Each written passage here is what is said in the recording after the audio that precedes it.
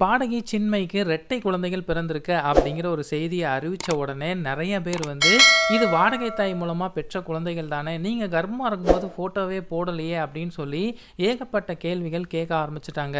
பொறுமை இழந்த சின்மயி வந்து இதற்கான விளக்கமும் கொடுத்துருக்காங்க. அதை பற்றி நம்ம பார்ப்போம். தமிழ் சினிமாவுடைய பிரபல பாடகியும் டப்பிங் கலைஞருமான சின்மயி கடந்த 2014 வருஷம் ராகுல் ரவீந்திரன் அப்படிங்கிறவரை திருமணம் பண்ணிக்கிட்டாங்க. ஏஆர் ரகுமான் இசையில் இவங்க பாடின பாடல்கள் எல்லாமே செம்ம ஹிட் ஆச்சு. இவங்க பாடின அந்த பாடல்கள் எல்லாத்துக்குமே பிடிக்கும்.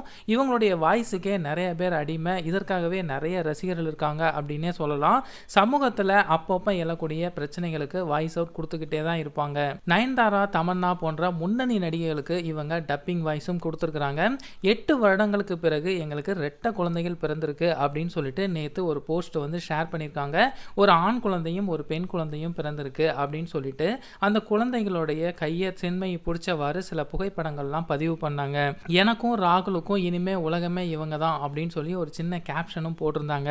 அறுவை சிகிச்சை மூலமா இந்த குழந்தைகள் வந்து பிறந்திருக்கு அப்படிங்கிற ஒரு செய்தியை வந்து ரொம்பவே சந்தோஷமா அனௌன்ஸ் பண்ணாங்க. இந்த போஸ்ட்டை பார்த்த நிறைய ரசிகர்கள், நிறைய செலிபிரிட்டிஸ் வந்து இவங்களுக்கு வாழ்த்துக்களை தெரிவிக்க விட்டுட்டு இருந்தாங்க.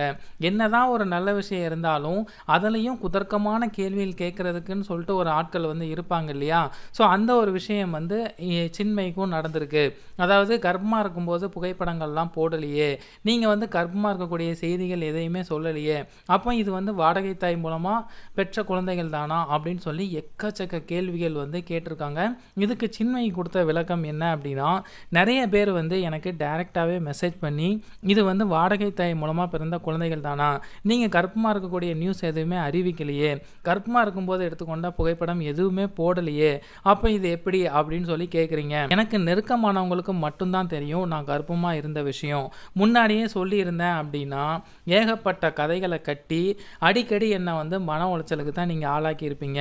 அதனால தான் நான் வந்து வெளியில் சொல்லவே இல்லை, அந்த டைம் எடுத்துக்கொண்ட புகைப்படத்தையும் நான் ஷேர் பண்ணவே இல்லை அப்படின்னு சொல்லி ஒரு விளக்கம் வந்து கொடுத்துருக்காங்க. அதோட சி செக்ஷனில் இருக்கும்போது அவங்க பஜன் அப்படிங்கிற பாடலை பாடினேன் அப்படிங்கிற ஒரு விஷயத்தையும் ஷேர் பண்ணியிருக்காங்க. சின்மயி சொன்ன விஷயம் பற்றி நீங்கள் என்ன நினைக்கிறீங்க?